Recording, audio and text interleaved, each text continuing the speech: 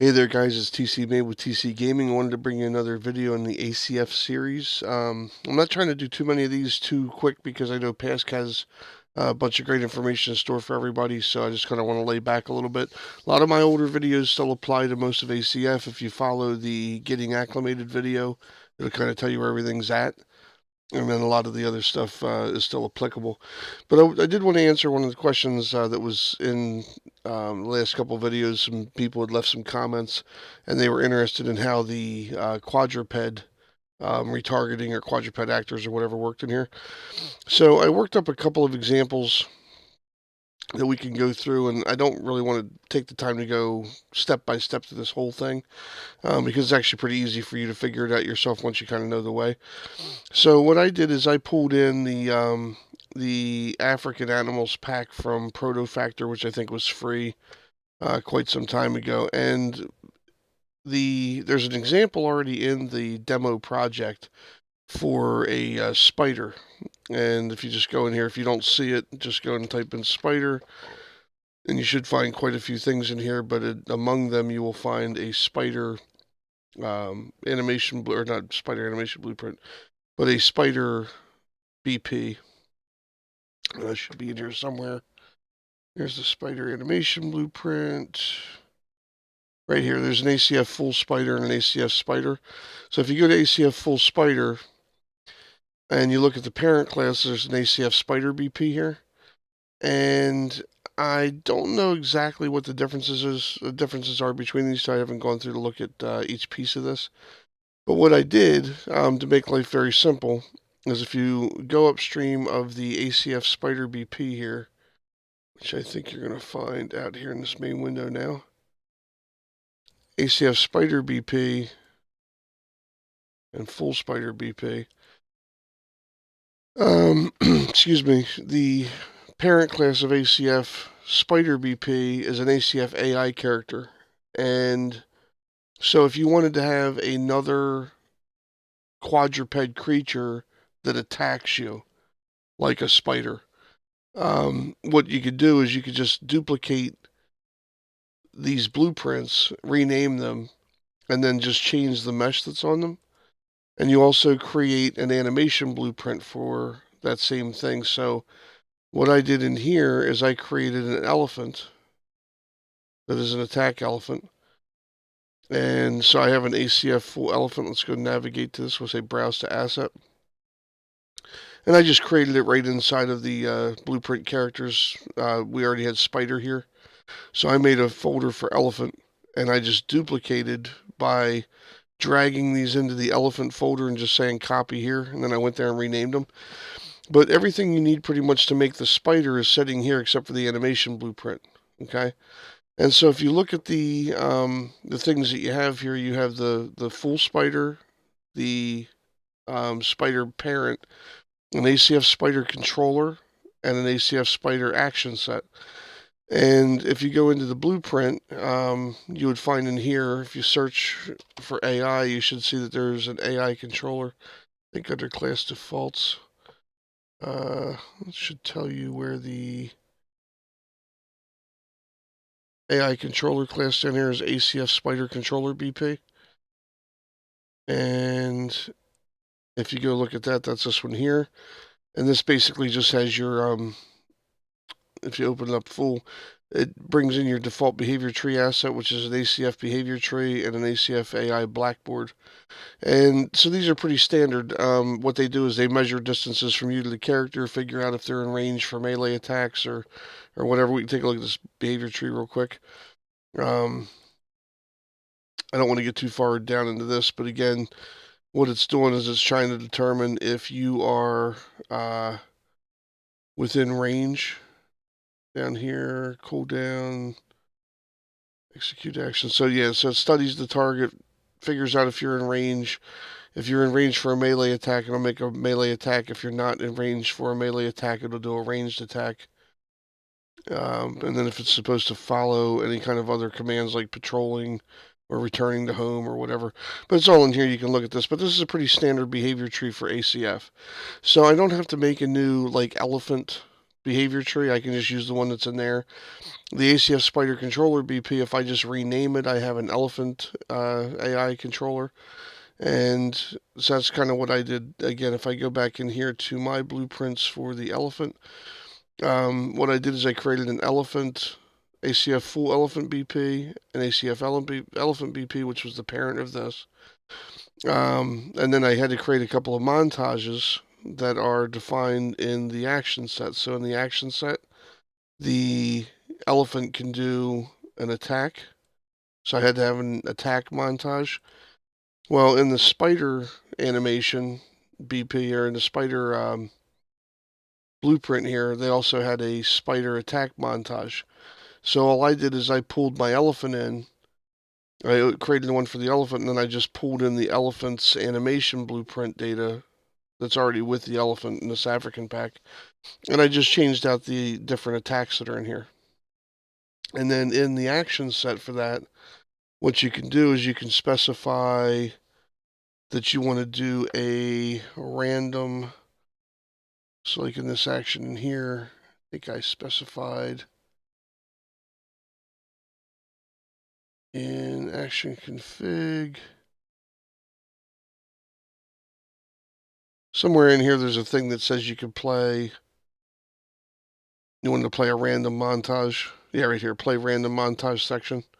So that way, when it goes to go through this attack, it'll pick one of these 3 different things to do. And as far as setting the character up for damage traces, what you do is you go in to the skeleton and you have to define sockets where, let's stop the animation here for a second. You would define sockets where the traces would start. So I have an elephant left start and an elephant left end, and that's just for the left leg of the elephant. And then I have the same thing for the right, and I also have one for the trunk start and the trunk end. And in the damage traces for this elephant, go back out here, in the full elephant BP, for the collision manager, or I'm sorry, damage handler component, you're specifying in here where the different attacks are. So under this block right here, actually you might have to go, that's the damage handler. There should be traces in here somewhere.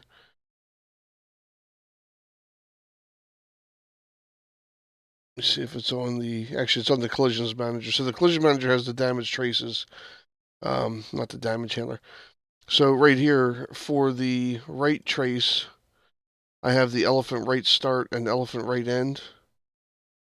And I put a base damage in there and what type of damage it was. I did the same thing for the left and increased the radius a little bit, and then also base damage over here.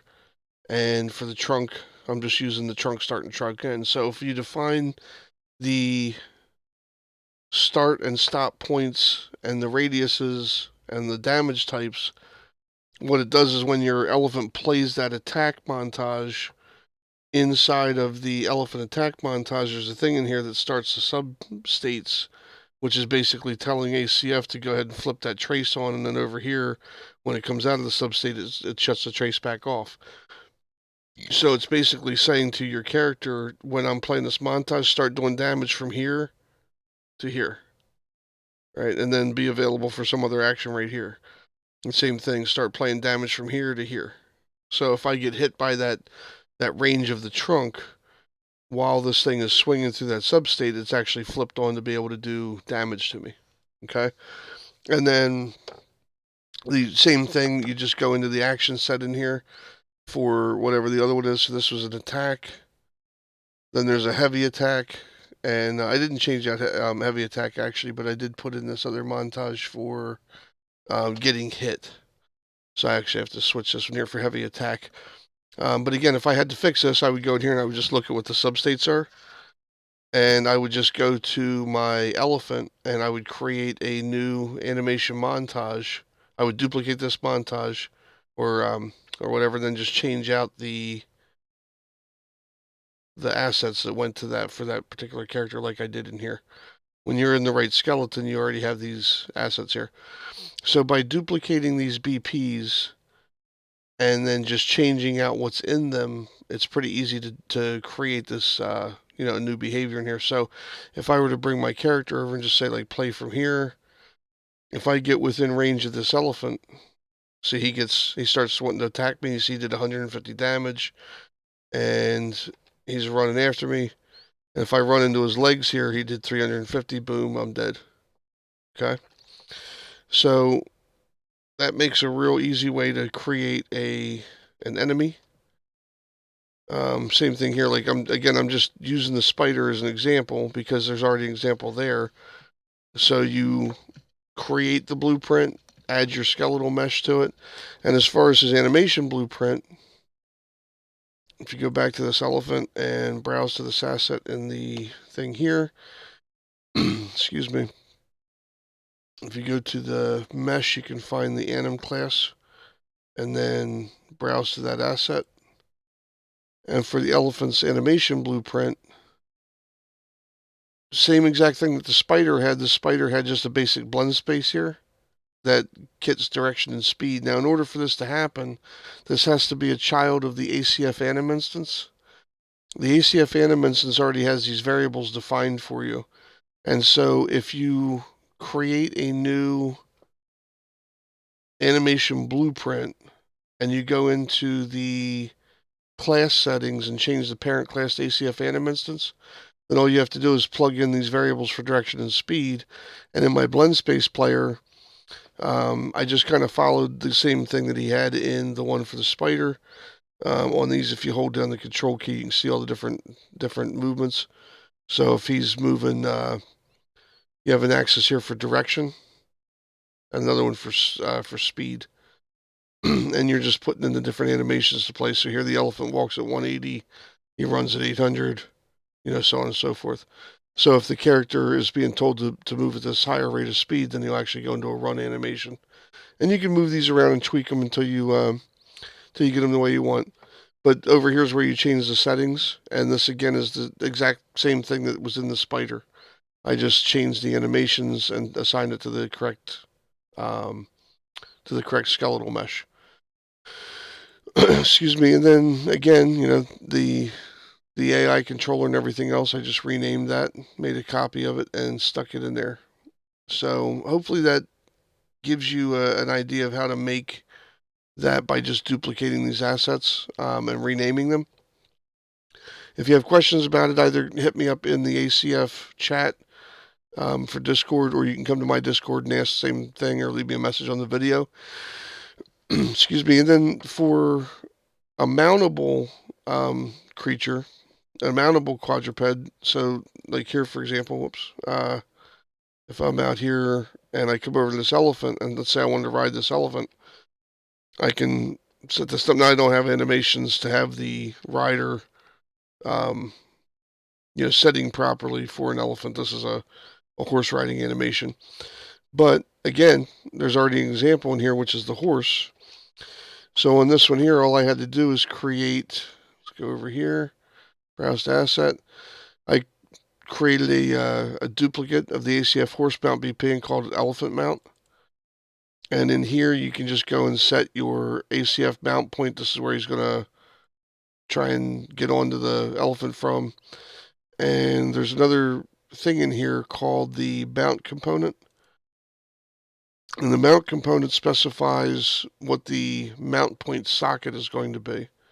So to define that mount point socket, you actually go to the mesh, go find the character, go into, where did I go? I grabbed the wrong thing there. You want to go, I meant to go to here instead of the animation blueprint. So you want to go browse to the elephant. You can right click and just say find skeleton, find skeleton, and then go to the skeleton. And in here, you're going to create a socket, and that socket's going to be called mount point like we did on the other one. So I put it somewhere up here by his neck and then just adjusted it. Now, if the character is on that mount point and you don't like where he's sitting, what I do, the way I fix it is I go over here. I'm going to hit my E key to jump on this. And then once I'm up on the elephant, what I can do is I'm going to hit the F8 key, which gives me control back. It's basically like an exit, but continue to play. And I'm going to zoom back out a little bit. And then what I can do is I can actually go to this skeleton here where the mount point is, grab that socket, and I'll pull this down a little bit so we can see it over here. If I could grab things. So I'll pull this down a little bit. And now I have this mount point socket that's inside of this window. And I can go in here and move this around. See? I can set the character, forward or backward along that axis there. And same thing here, if I come back out to this window, I can come around and look at this from the side, make sure he's in the center or whatever. So it's just a matter of tweaking these, and then once you get everything where you want it, if I wanted to move him probably you could move him up like this and put him closer to, I don't know where you ride an elephant. I've never sat on an elephant's neck, but something like that might look a little bit more natural.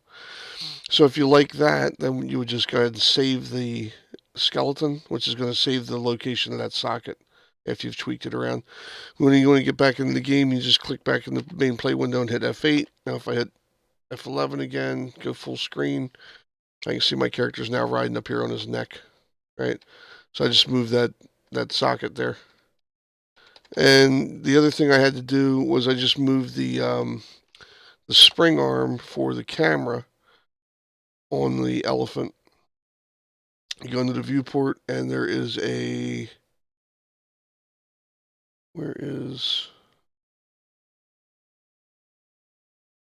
should be a camera.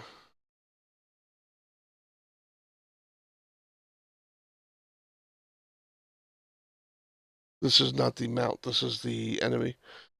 The elephant mount actually was over here, and there's a camera. So if I wanted to move my viewpoint in a little bit further or whatever, I would do the same thing. And again, you could do this like I did out here. You go out and hit play and go over and jump on the elephant. All right, so I get up on there, and I'll just slow him down here a little bit. But let's go F11, and you can see how far back we are with the camera. So if I just hit, let me stop this elephant. I'm just hitting the S key to stop him. But I can go in here and hit F8, which detaches my camera. Hit F11, which changes my viewport back to being non-full screen. And now I can go back to my elephant mount. And I'll pull this down into the window. You can see it back here. And then what I can do is I can go and get my spring arm. And I can adjust. I can go in here and adjust my spring arm locations and distances. Just grab that. Again, just trying to show you some general stuff here. This video is not my normal quality of video, maybe. So I'm just trying to get some stuff out there. So actually, it won't let me do this one here to change that mount point. Excuse me, that socket. So what you'd have to do here is you'd have to stop this and just kind of go in there and change how far. Should have been there should have been a spring arm. Oh, yeah, I'm playing with the wrong value. Maybe it will let me do it. Let's see. You actually want what's called target arm length. All right, let's try this again. Let's jump up in here. We're going to hit F8 to detach, and then let's see if we can go to our spring arm and target arm length. So it still won't do that. But in here, we just change the target arm length, and that's what's going to dictate how far away that camera is. So let's try like 150, way too close. Let's look at it in here.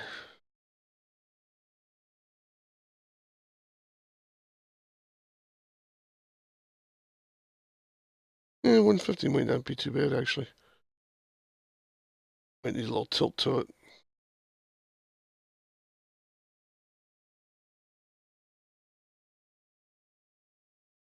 It's not horrible. But if you wanted to have a little, a little bit more, or you could even make it just so that when you roll your mouse wheel or something like that, your target arm length would go back. Now, in another video, what I might do is I might set up how to make this animal attack, how to play like an attack montage with this elephant. But it should be pretty straightforward because in the controller, and the controls for this, if you would have looked at the ACF horse mount in the event graph here, all of the controls are set up in here. Enhanced input actions. So like here's an ACF action for a shoot input. So, I could do the same thing from being up on the elephant if I have my gun out. Because I just duplicated the one from the horse, it works exactly the same way. But if I wanted to use a different type of attack, I could just set it up in there. Pretty sure that would work. So if I pull my gun or my sword, yeah, see, I could attack from up here. There's my gun. Just like if I were on the horse.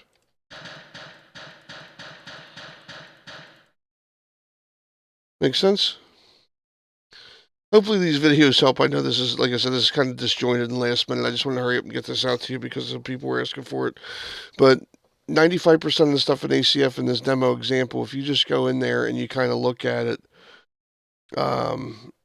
just kind of pick it apart. Again, if I went to the horse and I said, okay, well, how does he figure out where you're going to mount on the horse? So if you go and you go to browse the asset, open it up, look at its parent, it's an ACF quadruped mount, so, duplicating it and changing it to the elephant was pretty easy because it's already got the right parent. And all I'm doing is changing the meshes over here and adjusting some stuff on the spring arm values. But everything's pretty self-explanatory in here, the way he has this documented and laid out, so, I don't want to belabor the issue with dragging out pins and, all this kind of stuff. It's already built for you. So hopefully this gives you a little bit of something to look at. And if you have questions, again, hit the Discord, either mine or ACF's. ACF is the preferable Discord, just because if you ask the question in there, you're exposing it to that whole community. You'll get better answers, a variety of solutions, and it helps everybody else who is looking for information to find it in that one spot, as opposed to having pieces of the puzzle all over the place. Okay? Again, my name is TC Made with TC Gaming. You guys have a great night, and I will catch you in a future video. If you have questions, leave them on the channel, and we'll try and cover them when we can. Take care.